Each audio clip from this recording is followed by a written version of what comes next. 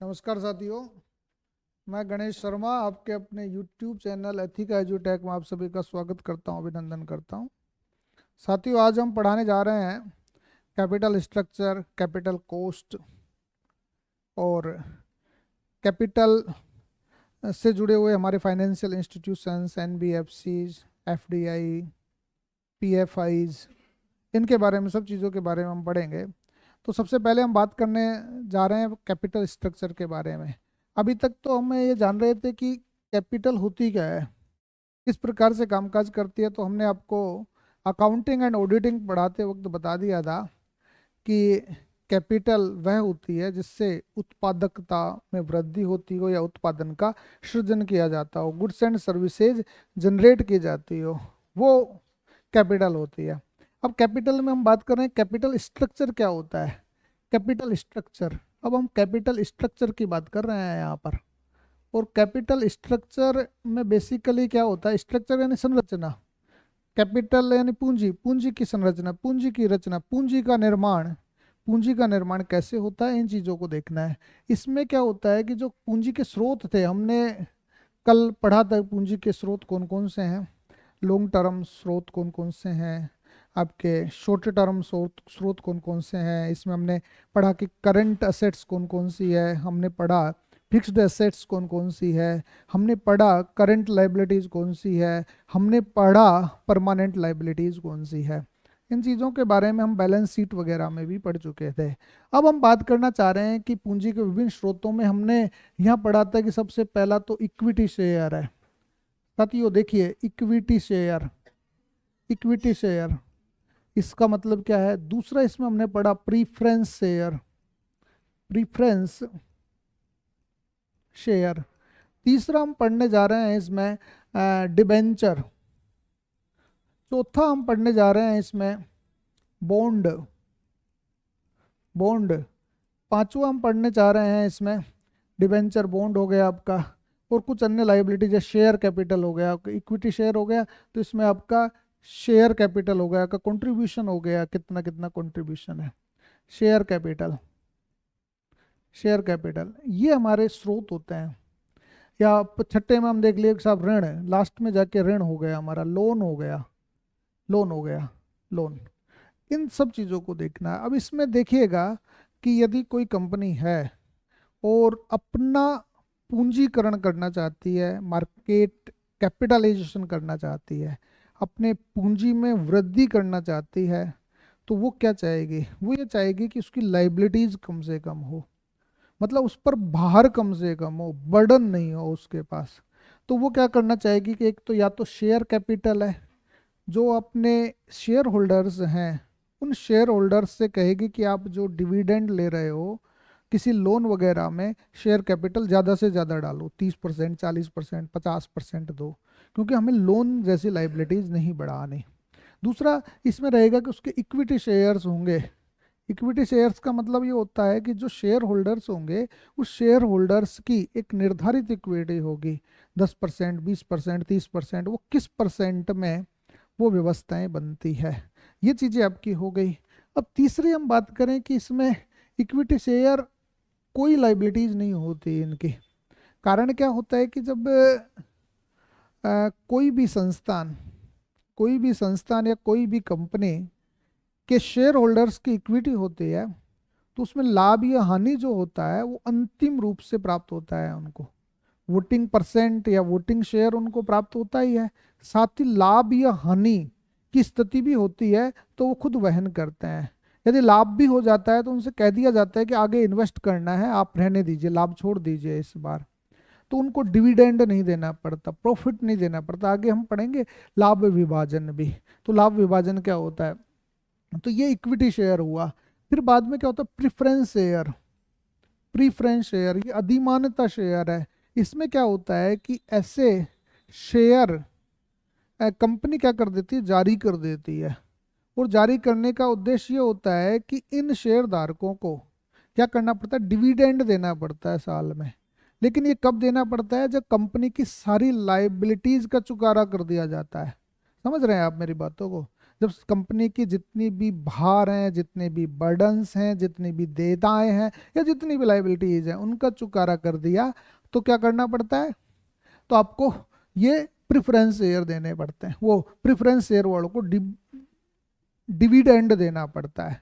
तो इसलिए थोड़ा बहुत ये लाइबिलिटीज तो हैं, लेकिन अंतिम रूप से ये आते हैं यदि लाभ है तो। और यदि उस साल मान लो उस कंपनी को लाभ नहीं होता है, तो अगले साल क्या कर दिया जाता है?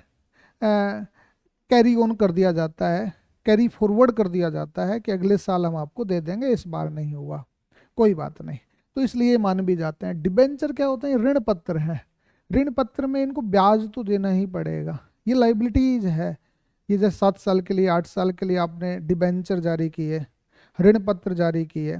आजकल तो डेट फंड बन गए हैं शेयर मार्केट में, उन डेट फंड के माध्यम से डिबेंचर्स जारी किए जा रहे हैं। तो वहाँ भी काफ़ी अच्छा रिटर्न्स मिलता है निवेशकों को। ये भी हमें जानने की ज़रूरत है। अखबारों में आप पढ़ रहे होंगे, जैसे आज अखबार में पढ़ा कि रिट्स रिट्स बॉन्ड जारी कर रही है सेबी, और उसके लिए अलग अलग प्रकार की व्यवस्थाएं कर दी है। जो आपको जानना है, माधवीपुरी बुच सेबी के चेयरमैन है, उन्होंने अच्छा अपना वो दिया है, कुछ सावचेत भी किया है कि निवेशक इंफ्रा बॉन्ड, इंफ्रा ट्रस्ट के बॉन्ड न खरीदें, क्योंकि वैल्यूएशंस कंपनियां अपने हिसाब से लगाती है। कुछ उनके रेगुलेशंस में सिंप्लिसिटी कर दी है। अखबार में पढ़ा होगा आपने। एक अखबार में ये भी पढ़ा होगा कि जो अ, आजकल सोशल सिक्योरिटी एक्सचेंज है SSX, उसकी भी जो सीमाएं थी 1 करोड़ मिनिमम होनी चाहिए, उसको 50 लाख घटा दिया है। लेकिन उसमें जो होगा कि कोई भी व्यक्ति वहाँ zero interest, zero capital coupon ले सकता है। मतलब कि कोई, मतलब ये बेसिकली दानदाताओं, संस्थाओं को या NGOs को दिया जाता है, जो आपको पता होना चाहिए। तो ये देखिए, डिबेंचर्स दिए जाते हैं। फिर बॉन्ड आपके 7 साल से अधिक होते हैं, ये भी लाइबिलिटीज होती है। शेयर कैपिटल लाइबिलिटीज नहीं होती। जब इनसे पार नहीं पड़ती या कोई बड़ा लॉन्ग टर्म इन्वेस्टमेंट करना चाहती है कंपनी, तब जाकर लोन लेती है। आपको समझ में आया कि नहीं आया? तो ये शेयरों की खरीद फरोख्त चलती रहती है, उसकी मार्केट कैप बढ़ाई जाती है। तो ये हमारा कैपिटल स्ट्रक्चर है। कोई आपसे पूछे कि कैपिटल स्ट्रक्चर में क्या होता है, तो आप ये बताएंगे कि साहब ये होता है। तो ये प्रीफरेंस शेयरों पर किसी वर्ष के डिविडेंड अगले वर्षों के लिए स्थगित कर दिया जाता है।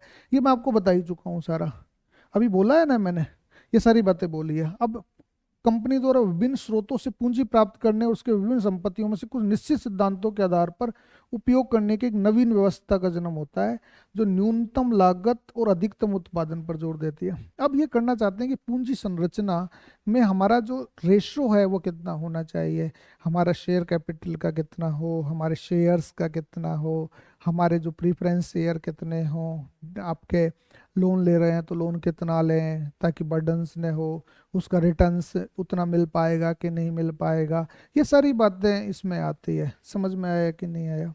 ये बातें हो गई। अब क्या करते हैं कि अब लागत अधिकतम, जिसे पूंजी संरचना, पूंजी ढांचा कहते हैं। दूसरे शब्दों में हम कहें कि पूंजी संरचना में आवश्यक पूंजी में शेयरों, बॉन्डों, डिबेंचरों और दीर्घकालीन ऋणों, प्रेफरेंस शेयरों, वेंचर कैपिटल आदि का एक निश्चित अनुपात शामिल होता है। कैपिटल स्ट्रक्चर क्या है? इनका क्या है? एक अनुपात है। किस किस अनुपात में आप कितना कितना रखना चाहोगे, ये कैपिटल स्ट्रक्चर है। कि मान लीजिए कि आप इक्विटी शेयर कितने % रखना चाहते हो। आप चाहते हो कि साहब इक्विटी शेयर हमारा 75% हो, बोलो। आप चाहते हो प्रीफरेंस शेयर कितने होने चाहिए, साहब आप 10% प्रीफरेंस शेयर चाहते हो, है ना। और जनता को कितने आप दोगे? 15% जनता को आवंटित कर देंगे। तो ये चीज़ों को आप समझिए, और समझने के बाद में आप कोशिश कीजिए कि किस तरीके की व्यवस्थाएं बनती है। अब हम जानते हैं इसमें ये परिभाषाएं हैं जिनको हमें जानना है, तो हमें केवल ये जान लेना है कि ये कैपिटल स्ट्रक्चर क्या है। लेकिन कभी कभार क्या होता है, लोग, एक तो कैपिटलाइजेशन होता है, कैपिटलाइजेशन में अंतर नहीं कर पाते, एक कैपिटल स्ट्रक्चर में अंतर नहीं कर पाते, एक फाइनेंशियल स्ट्रक्चर में अंतर नहीं कर पाते। तीनों चीज़ों को हमें जानना है। ये तीनों चीज़ें क्या है? कभी कभार क्या होता है, कैपिटलाइजेशन, कैपिटल स्ट्रक्चर और कैपिटल फाइनेंशियल स्ट्रक्चर में अंतर पूछ लिया जाता है। तो बेसिकली हम बात करें कि कैपिटलाइजेशन क्या है, एक क्वांटिटेटिव कॉन्सेप्ट है जिसके दीर्घकालीन स्रोतों से पूंजी की कुल मात्रा का निर्धारण किया जाता है। देखिए, ये पूंजीकरण क्या है आपका, पूंजीकरण है पूंजी की कुल मात्रा। पूंजी की कुल मात्रा कितनी है, पूंजी तो हमने पढ़ा है दीर्घकालीन पूंजी की, ये ध्यान रखिएगा। नेटवर्थ कितनी है आपकी, नेटवर्थ कितनी है, ये हमारी कहलाती है कैपिटलाइजेशन, नेटवर्थ कितनी है। और जो दूसरा हम कैपिटल स्ट्रक्चर की बात करें, वहां पूंजी संरचना पूंजीकरण की बात की गुणात्मक प्रक्रिया है। अब आपका पूंजी की मात्रा हो गई, ये तो हो गई टोटल मात्रा। अब इस टोटल मात्रा में equity, preference equity, bond debenture का अनुपात कितना है, ये कैपिटल स्ट्रक्चर है, समझे आप। तो इसमें हम कहेंगे कि साहब आपके जो शेयर कैपिटल है या प्रेफरेंस शेयर है या बॉन्ड डिबेंचर का अनुपात कितना है, बॉन्ड डिबेंचर का अनुपात कितना है, अनुपात, ये हमारा कैपिटल स्ट्रक्चर हो गया, कैपिटल स्ट्रक्चर हो गया। अब आपसे कोई पूछे कि साहब इसमें फाइनेंशियल स्ट्रक्चर क्या है, ये फाइनेंशियल स्ट्रक्चर क्या है, ये फाइनेंशियल स्ट्रक्चर इससे भी बड़ा मामला है, इससे भी बड़ा मामला है। तो क्या होता है इसमें, पूंजी संरचना के साथ साथ क्या है, साथ चालू दायित्व भी शामिल हो जाते हैं। करंट लाइबिलिटीज क्या है कंपनी की, चालू दायित्व है। चालू दायित्व में कौन कौन से आ गए आपके, चालू दायित्व में आगे आपके रिटेन्ड अर्निंग, करंट लाइबिलिटीज, है ना, ये सारे होंगे चालू दायित्व, मतलब करंट लाइबिलिटीज। करंट लाइबिलिटीज जो अभी कंपनी को चलाने के लिए आवश्यक है, दायित्व शामिल है। बोलो समझ में आया कि नहीं आया, ये बात आपको समझ में आ गई होगी कि कौन कौन सी ऐसी व्यवस्थाएं हैं जिनसे ये कामकाज चलता है, बोलिए समझ में आया। अब हम बात करें कि इसमें पूंजीकरण क्या होता है। अब पूंजीकरण में आप कहेंगे कि साहब पूंजीकरण में इक्विटी शेयर कैपिटल होता है, प्रेफरेंस शेयर कैपिटल होता है, डिबेंचर्स होते हैं, तीन चीजें होती है इसमें पूंजीकरण में। हमारा कैपिटलाइजेशन में आपने सुना होगा कि रिकैप होता है, कभी कभार सरकार रिकैप करती है पब्लिक सेक्टर अंडरटेकिंग्स की, ये बहुत बड़ी बात है। आप ये सोच रहे होंगे कि साहब ये बातें कैसे, ये चीजें हो गई, ये कोई इकोनॉमी के पार्ट नहीं, इकोनॉमी का बहुत बड़ा आयाम है ये।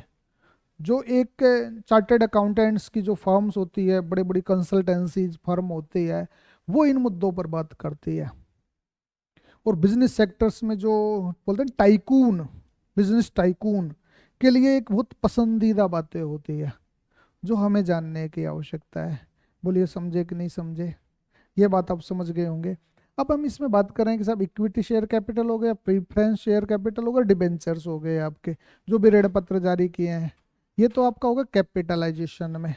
अब कैपिटलाइजेशन में हम बात करें कैपिटल स्ट्रक्चर में क्या है, इस कैपिटल स्ट्रक्चर में रिटेन्ड एक्वायर, जो भी इन्होंने अर्जित किया है, रिटेन्ड अर्निंग हो गई है आपकी, रिटेन्ड अर्निंग कि भाई कितना इन्होंने आय प्राप्त की है, तो इसका मतलब प्रॉफिट आ गया है इसमें, प्रॉफिट, रिटेन्ड अर्निंग को क्या बोलेंगे हम, प्रॉफिट हो गया है एक तरीके से, इसमें कैपिटल स्ट्रक्चर्स में।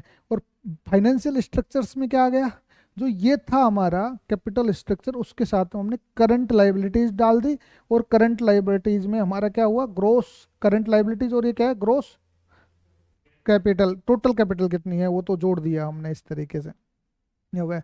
तो करंट लाइबिलिटीज में आपके क्या हो गया, जो दैनिक आवश्यकताओं की पूर्ति करने के लिए जो भी आपकी लाइबिलिटीज है, सीसी लोन है आपका, है ना, कार्यशील पूंजी ऋण है आपका, जो मजदूरों को जो आप है पे कर रहे हो, पेमेंट है, ये भी तो करंट लाइबिलिटीज का हिस्सा है जो हमें जानने की आवश्यकता है। बोलिए समझ आया कि नहीं आया, ये बात आ गया। अब इसको हमने एक चार्ट के माध्यम से समझाया, एक तालिका के माध्यम से समझाया, टेबल के माध्यम से, टेबल के माध्यम से हमने ये बताया कि लॉन्ग टर्म लोन, मान लीजिए किसी कंपनी का 10 लाख रुपया था, 10 लाख रुपया था, और उस 10 लाख में प्रीफरेंस शेयर क्या कर दिए, 20 लाख रुपया। मैंने ज़्यादा इसलिए नहीं बताया क्योंकि शेयर तो 5 करोड़ से नीचे तो जारी होते ही नहीं है, इसलिए हमने क्या किया, इसको 100 करोड़ मान लीजिए इसको, क्योंकि ये भी ध्यान रखना है हमें, 10 लाख की जगह 10 करोड़ की जगह इसको 100 करोड़ मान लेते हैं। 100 करोड़ रुपए था, जिसमें प्रीफरेंस शेयर कितने थे, 20 करोड़ रुपया के इन्होंने जारी कर दिए। इक्विटी शेयर कितने थे, 40 करोड़ रुपए के जारी कर दिए। मतलब 100 करोड़ में से 20 करोड़ रुपए तो क्या हुए आपके प्रीफरेंस शेयर, और 40 करोड़ कितने हुए आपके इक्विटी शेयर हो गए। अब इन्होंने रिटेन अर्निंग, ये तो हो गई हमारी कैपिटलाइजेशन जो अभी फिलहाल की स्थिति है। इन्हीं में से हम बेचते रहेंगे जनता को, जो पब्लिक इशू होगा, आईपीओ जारी होगा, वो ऐसे ही तो जारी होगा। इनिशियल पब्लिक ऑफर जो जारी होगा आपका ऐसे ही होगा। ये बात आपको समझ में आ गई होगी। अब हम बात करते हैं इसमें कैपिटल स्ट्रक्चर्स में। ये आपके कैपिटल स्ट्रक्चर्स में वो थे ही, साथ में हमने क्या कर दिया, अर्निंग जारी कर दी इसमें। अर्निंग, ये 20 करोड़ की आपकी अर्निंग और हो गई उस किसी वित्तीय वर्ष में। जब अर्निंग हो गई तो फाइनेंशियल स्ट्रक्चर्स में हम जाते हैं तो करंट लाइबिलिटीज भी आपकी 20 करोड़ बढ़ गई, जो आपकी सीसी वगैरह जो होती है जिसमें ज़रूरत होती है। तो आपका ये टोटल फाइनेंशियल स्ट्रक्चर तो बनता है, ये तो बनता है आपका कितना, 60-70, हाँ 160 करोड़ का, 160 करोड़ का बनता है। और ये बन गया आपका 180 करोड़ का, और ये बन गया आपका 200 करोड़ का, 200 करोड़ का हो गया। तो ये परमानेंट असेट्स तो आपकी कितनी हुई, 900 करोड़, वो मतलब ये कितना हुआ, 200 करोड़ हुआ है ना इसमें टोटल। हाँ ये मतलब 100 करोड़ हुआ है। तो इसमें 90 करोड़ तो आपकी परमानेंट असेट्स हो गई, और 100 करोड़ के आसपास आपकी क्या हो गई, करंट लाइबिलिटीज हो गई। मतलब 10 करोड़ के आसपास, 90 और 10 100 करोड़ रुपया हो गया। इस तरीके से हमने इसको बांटा है। ये बातें आपको समझ में आ गई होगी कि कैपिटलाइजेशन क्या होता है, कैपिटल स्ट्रक्चर क्या होता है, और फाइनेंशियल स्ट्रक्चर क्या होता है, और तीनों में बेसिक डिफरेंस क्या पाया जाता है। यदि आप थोड़ा सा भी अंतर बता देंगे तो आपको 2 में से 2 देगा। वो ज़्यादा कुछ नहीं चाहिए उसको, तो केवल एक समझ चाहिए, और समझ कितनी होनी चाहिए ये आपको पता हो। तो ये बात आपको बैठ गई होगा। अब पूंजी संरचना को प्रभावित करने वाले कारकों की बात करें हम, बेसिकली किसी भी मजबूती क्या होती है संस्था की, मुझे पूंजी संरचना पे निर्भर करती है। इसमें हम ये देखते हैं कि इंटरनल और एक्सटर्नल एलिमेंट्स कौन कौन से हैं जो इससे कैपिटल स्ट्रक्चर को प्रभावित करते हैं। इंटरनल और एक्सटर्नल, है ना। अब इंटरनल एक्सटर्नल कौन कौन से हैं, तो अब इसमें देखें हम इंटरनल एलिमेंट्स कौन से हैं और एक्सटर्नल एलिमेंट्स कौन से हैं। इंटरनल एलिमेंट्स तो क्या करते हैं, आपके व्यवसाय का आकार कितना बड़ा है, उसकी प्रकृति क्या है, क्या बनाती है, आय की नियमितता कितनी फ्लो में होती है, संपत्तियों का ढांचा मतलब असेट्स जो है वो किस किस प्रकार की है, फर्म की आयु मतलब अभी कितने साल पुरानी है, कितनी और ग्रोथ हो रही है, कितनी नहीं हो रही, इसकी बिजनेस का कंट्रोल की इच्छा कितनी है, फ्यूचर प्लान्स आपके कितने हैं, ऑपरेटिंग जो शासन जो आप चला रहे हैं, प्रोडक्शन कर रहे हैं, उसका ऑपरेशनल रेशियो क्या है आपका, मतलब संचालन अनुपात कितना है, कितना बैठता है, और उसके एवरेज में आप कितना कमा लेते हो। ट्रेडिंग ऑन इक्विटी कितनी है, इक्विटी जो आप बेच जो आपका बच रहे हैं वो मतलब जो इक्विटी है टोटल, उसमें ट्रेडिंग का शेयर कितना है, मार्केटिंग का। गियरिंग रेशो क्या है आपका, गियरिंग रेशो बेसिकली वो रेशो है जो एक तरीके से किसी कंपनी को, किसी फर्म को क्या करते हैं, बूस्ट अप प्रदान करते हो, मतलब बूस्ट अप प्रदान करने वाले रेशो आपके कितने हैं। अब हम बात करें इसमें पूंजी बाजार का वातावरण कैसा है। अब ये तो इंटरनल आपके एस्पेक्ट्स हुए, लेकिन कभी कभार एक्सटर्नल एस्पेक्ट्स भी हैं जो इसको प्रभावित करते हैं। तो सबसे पहली बात तो है कि पूंजी बाजार, मार्केट एम कैप, आपने सुना होगा ना, मार्केट कैपिटलाइजेशन का स्थिति क्या है, क्या सभी लोगों की ग्रोथ बढ़ रही है या आपकी ही बढ़ रही है, इसको हमें देखना है। इन्वेस्टर्स की प्रकृति क्या है, आपके जो इन्वेस्टर्स हैं एफडीआई के माध्यम से है या एफपीआई के माध्यम से, डोमेस्टिक इन्वेस्टर्स हैं या आपने कर्ज ले रखा है, ये चीज़ हो गई। वित्तीय संस्थाओं की नीति क्या है आपके प्रति, आपकी संस्थान के प्रति। हाँ, आपका टैक्सेशन का सिस्टम क्या है, सरकार की जो पॉलिसी है टैक्सेशन की वो किस प्रकार की है, कहीं ऐसा तो नहीं है कि परेशान करने वाली हो, उबाऊ हो, ऐसी स्थितियां तो नहीं पनप गई हो। आपका गवर्नमेंट कंट्रोल कितना है, आप जो कैपिटल इशू कर रहे हो उसकी लागत कितनी आ रही है, शेयर मार्केट्स में करते हैं ना, आईपीओ जारी करते हैं हम।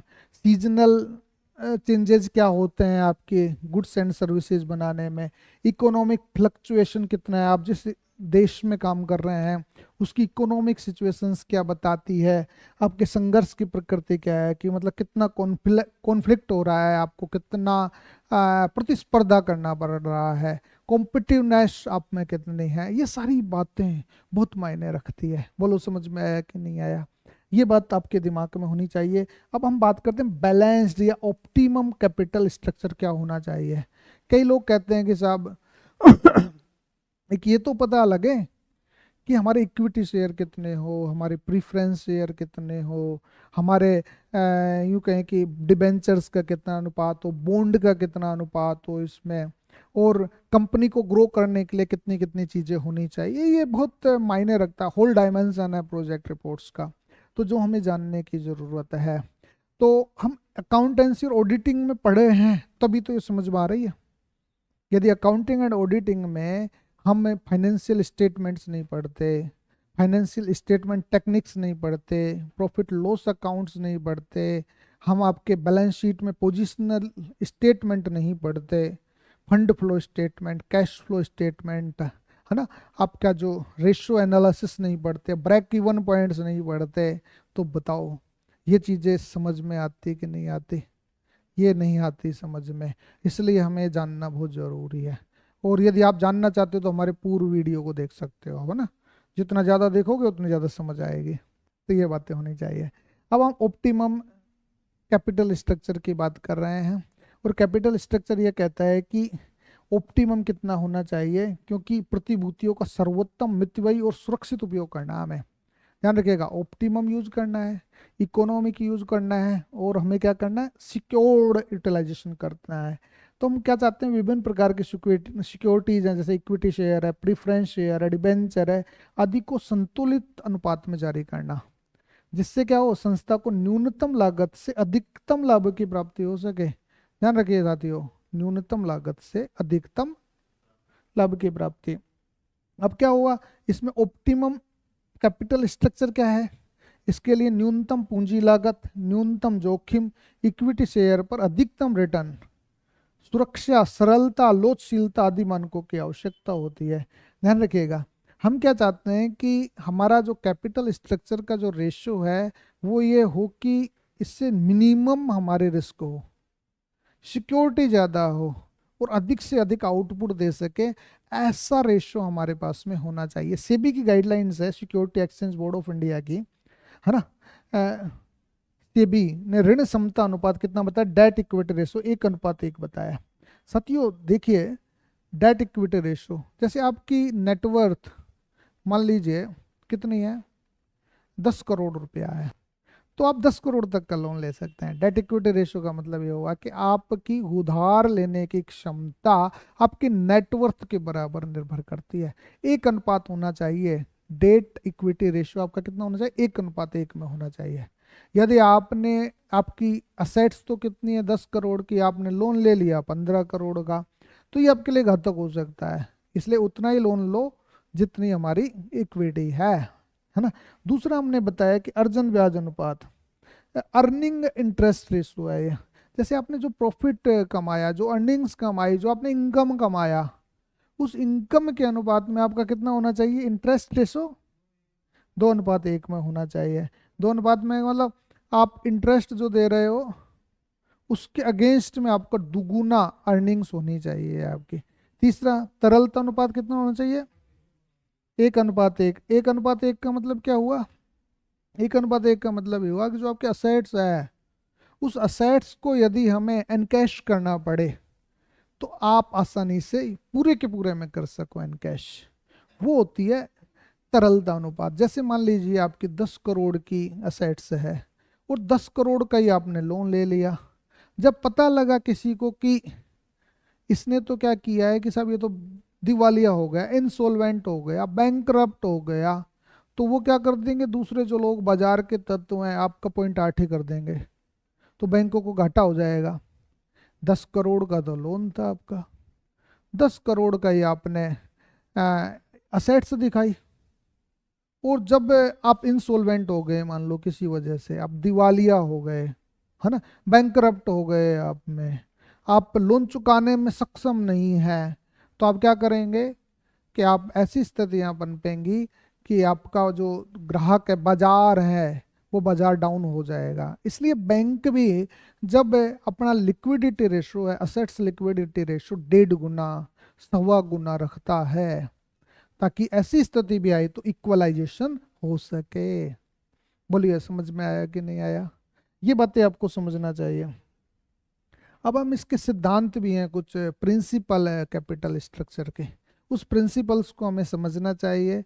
और वो समझने की बात ये है कि हमने यहाँ पे capital cost debt equity ratio में रखकर बनाए हैं, जो इस प्रकार से अर्निंग्स के आधार पे बनाए हैं।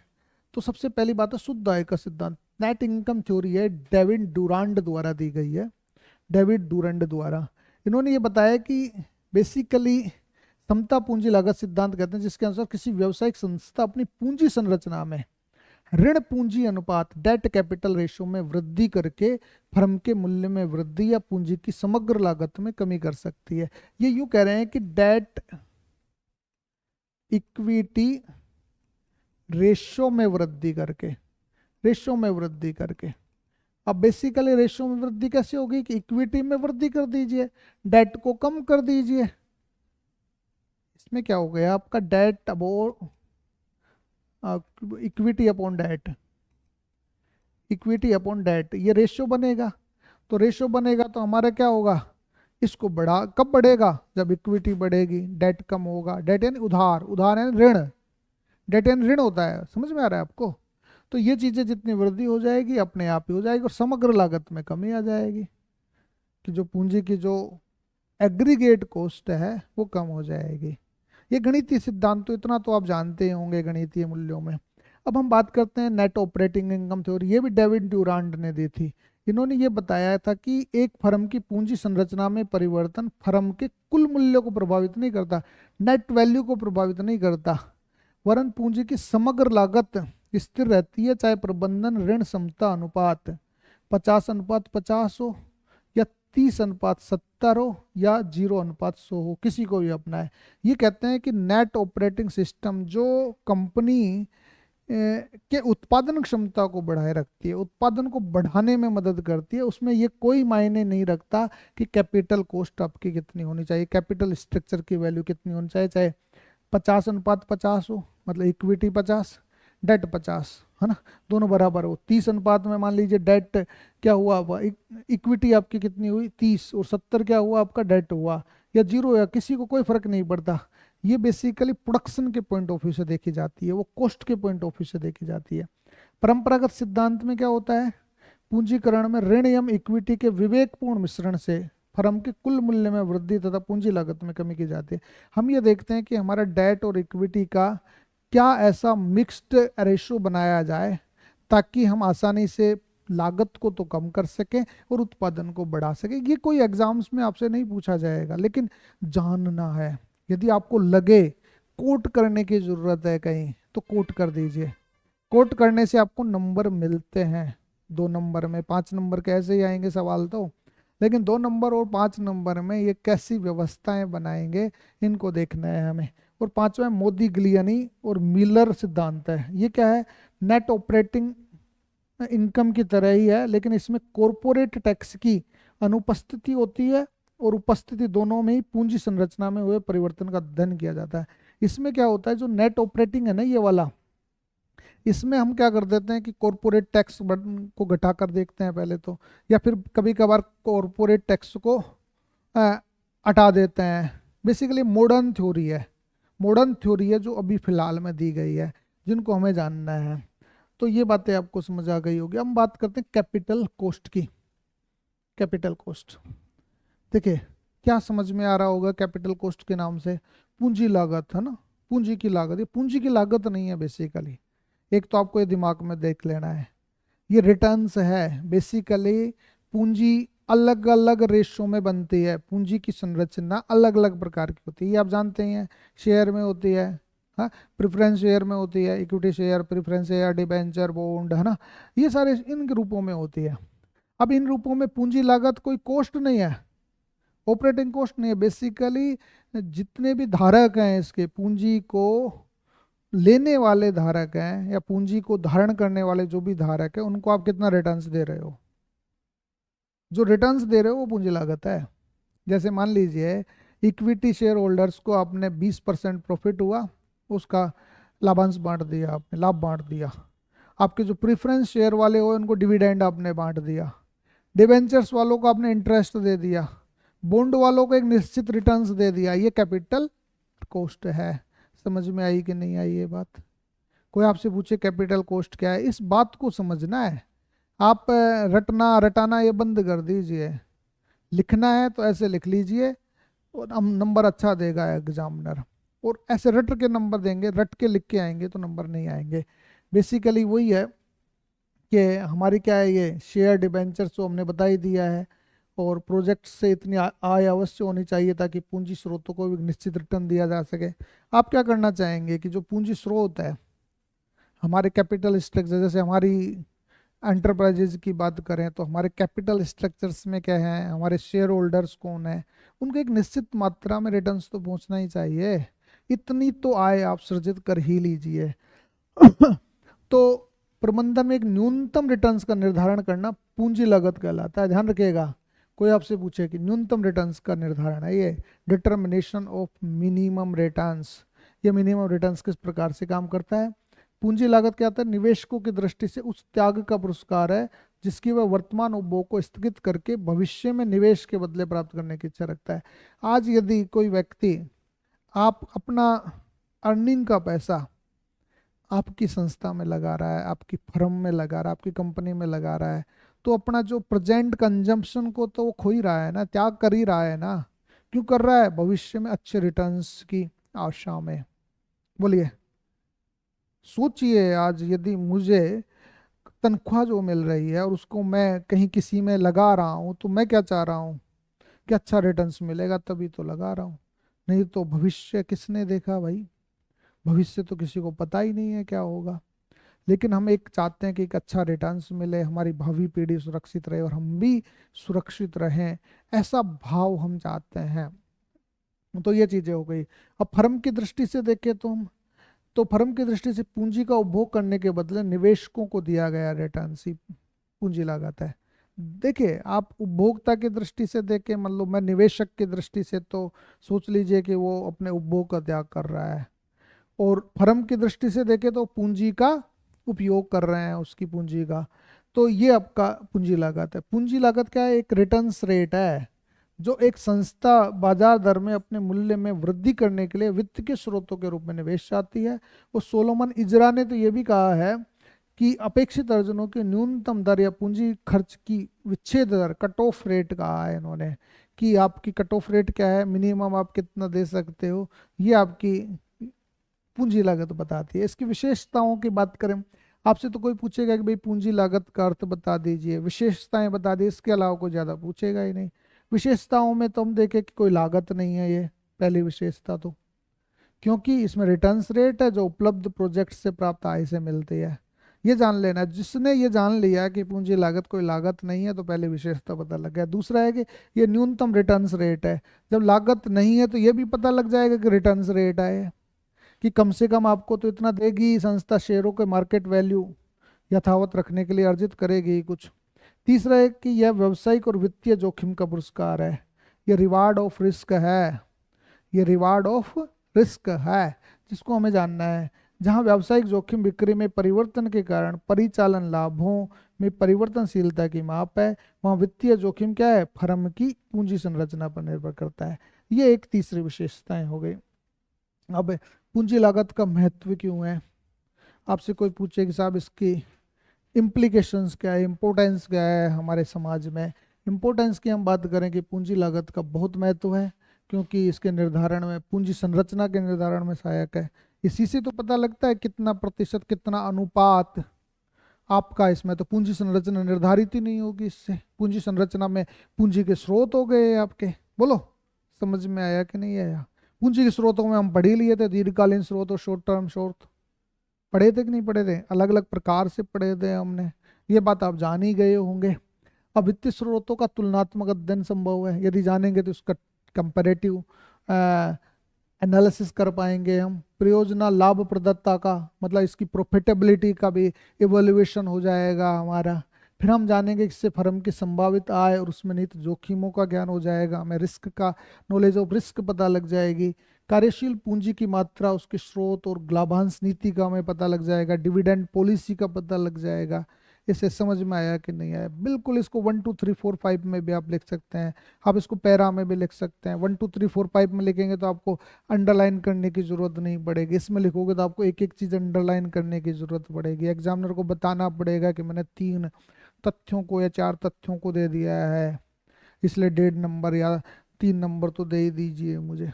बोलो, इस मूड में होंगे कि नहीं होंगे आप? समझ में आया कि नहीं आया? अब हम बात करते हैं डिविडेंड डिवीजन के बारे में। लाभ का विभाजन किस प्रकार से होता है? ये कोई अवधारणा अच्छी अवधारणा नहीं मानी जाती, लेकिन जो लोग वास्तव में डिविडेंड चाहते हैं तो उनको डिविडेंड मिलना ही चाहिए, क्योंकि बिना डिविडेंड के तो जीवन अधूरा सा लगता है। ये बेसिकली कुल आय में से जब समस्त खर्चों को घटा देते हैं और विभिन्न फंडों की हम लाइबिलिटीज पूरी कर देते हैं तो विभाजन योग्य लाभ क्या कहलाता है? सरप्लस कहलाता है। और सरप्लस क्या होता है? जो कंपनी द्वारा इसके शेयर होल्डर्स को वितरित किया जाता है, लाभांश कहलाता है। ध्यान रखिएगा, जो भी आपका सरप्लस बचा, हमने ब्रेक इवन पॉइंट्स में यही तो निकालते हैं सरप्लस। सरप्लस में क्या करते हैं? फिक्स्ड एसेट्स, नेट सेल्स में फिक्स्ड एसेट्स का भाग दे देते हैं, फिक्स्ड कोस्ट का, हाँ घटा देते हैं, फिक्स्ड कॉस्ट को घटा देते हैं, तो क्या हो गया? आपका सरप्लस आ गया। अब सरप्लस में तो ये है कि आप सरप्लस को प्रॉफिट कैसे बनाना है?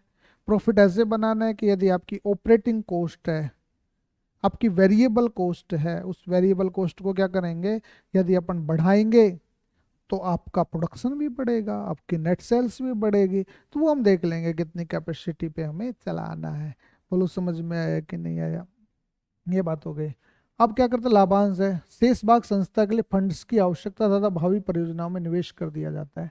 बेसिकली जो डिविडेंड है वो शेयर होल्डर्स को दिया जाता है। अब शेयर होल्डर्स क्या करते हैं कि सबसे पहले तो लाइबिलिटीज खत्म कर दीजिए, प्रीफरेंस शेयर होल्डर्स को दिया जाएगा।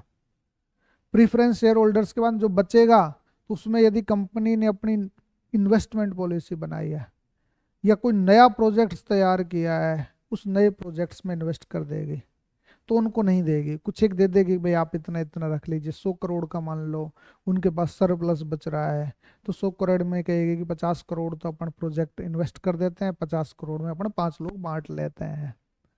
तो ये चीज़ें रहेगी। और कंपनी भी नहीं चाहती कि वो सरप्लस को क्या करें, कि वो करें, लाभ करें, क्योंकि उन पर इनकम टैक्स लग जाएगा।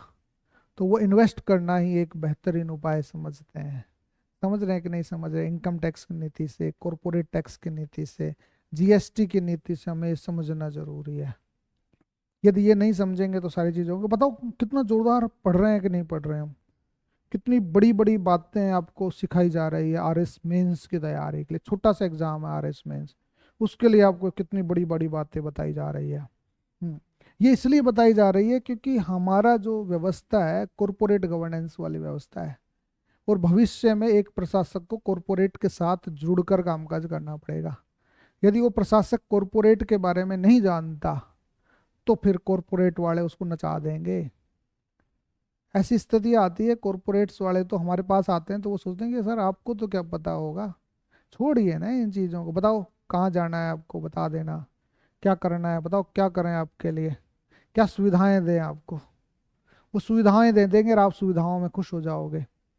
वो चना चना बांट, चना तो खुद खा जाएंगे, चने का छोचे होते हैं ना, वो आपको देंगे और आप खुश हो लोगे।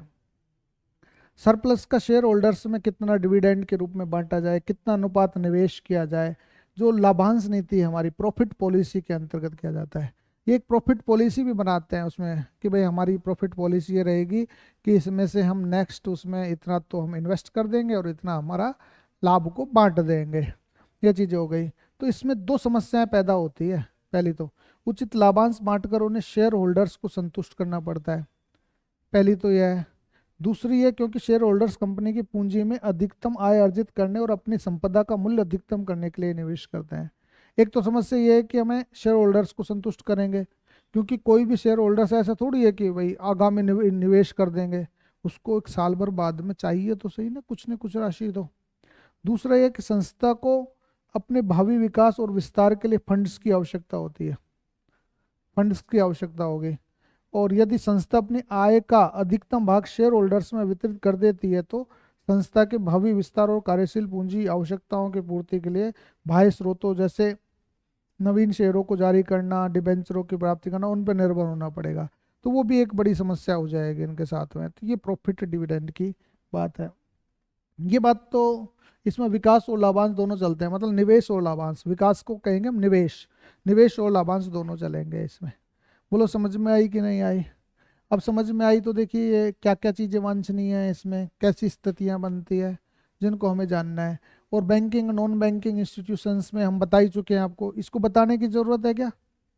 बताने की ज़रूरत है क्या इनको? बताइए।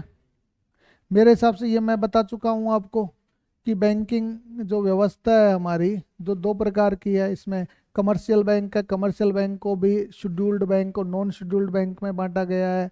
कमर्शियल बैंक में नेशनलाइज्ड बैंक आते हैं, आरआरबीज आते हैं, फॉरेन बैंक्स आते हैं, प्राइवेट बैंक्स आते हैं, स्मॉल फाइनेंस बैंक्स आते हैं। ये बातें हुई कि नहीं हुई आपकी? तीसरी आपकी नॉन बैंकिंग में रीफाइनेंस एजेंसी आते हैं, रीफाइनेंस एजेंसी, है ना। और इसमें एनबीएफसी आती है गवर्नमेंट, और प्राइवेट एनबीएफसी आती है। इनके बारे में तो आप जानते ही होंगे, प्राइवेट एनबीएफसी कौन सी है, गवर्नमेंट एनबीएफसी कौन सी है। अब शेयर मार्केट में हम जाएं तो दो प्रकार के मार्केट होते हैं, प्राइमरी मार्केट और सेकेंडरी मार्केट। प्राइमरी मार्केट्स में IPO, P notes, hedge funds और एक्सचेंज ट्रेडेड फंड, है ना, जो गोल्ड ईटीएफ वगैरह होते हैं ना, धातु में, मेटल्स में आप चेंजेस किया जाता है, एक्सचेंज किया जाता है, ये सारी चीज़ें हो गई इसमें। दूसरा आपका इक्विटी मार्केट होता है, कमोडिटी मार्केट होता है, गिल्ट एज्ड मार्केट होता है, ये सेकेंडरी मार्केट है, जिसको हम इक्विटी मार्केट जानते हैं। इक्विटी मार्केट में आप Bombay stock exchange, national stock exchange, जो हम इकोनॉमी में पढ़ चुके हैं, ये बातों को मैंने आपको बता दिया है। तो ये चीज़ें हो गई। ऐसी एफडीआई और एफआईआई जो आगे पढ़ेंगे, इसको मैंने लिखा है, एमएनसी से जुड़े हुए मुद्दों को भी हमने आगे रखा है। तो बोलो इन चीज़ों को हम पढ़ेंगे। इसमें भी बता रखा है, थोड़ा थोड़ा हमने इनको दे रखा है, तो इन चीज़ों को देख लेते हैं। तो चलिए नेक्स्ट इसमें अब हमारा तीसरी यूनिट्स आती है। हमने दो यूनिट्स पढ़ लिया है साथियों। पहली यूनिट्स पढ़ी है हमने मार्केटिंग की अवधारणा, और दूसरी यूनिट्स पढ़ी है हमने मैक्सिमाइजिंग ऑफ वेल्थ। ये मैक्सिमाइजिंग ऑफ वेल्थ पढ़ रहे थे। इस मैक्सिमाइजिंग ऑफ वेल्थ में हमने जाना कि प्रॉफिट का मैक्सिमाइजिंग करना है या नेटवर्थ का मैक्सिमाइजिंग करना है। हमने जाना कि सोर्स ऑफ कैपिटल्स कौन से हैं, हमने जाना कि कैपिटल स्ट्रक्चर क्या है, हमने जाना कैपिटल कॉस्ट क्या है, और हमने जाना कि डिविडेंड पॉलिसी क्या होती है। बोलो समझ में आया कि नहीं आया? बेसिक्स बातें हम इसमें जान गए हैं मैक्सिमाइजिंग ऑफ मनी में, और बिल्कुल सरलता के साथ मैंने आपको बताने का प्रयास किया। अब हम नेक्स्ट उसमें चलते हैं